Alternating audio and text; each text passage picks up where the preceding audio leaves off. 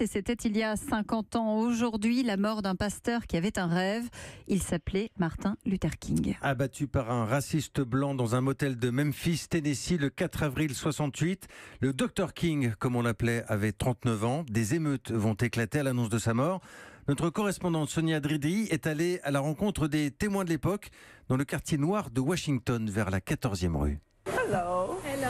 Virginia Ali, 84 ans, est une célébrité dans le quartier. À Ben's Chili Bowl, le restaurant de hot dog et chili qu'elle a monté avec son mari, règne une ambiance familiale, banquette rétro, jukebox. C'est l'un des rares établissements de l'époque encore ouvert. En 1968, après que le Dr King a été assassiné, on a eu un sérieux soulèvement ici, sur cette rue qu'on appelait avant le Broadway noir.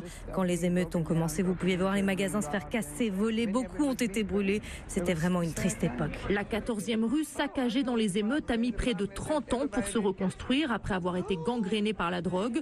Le quartier est aujourd'hui à majorité blanc avec bars et restaurants branchés. Les prix de l'immobilier ont flambé. Clenny Murphy y a grandi et il revient tous les dimanches pour aller à l'église.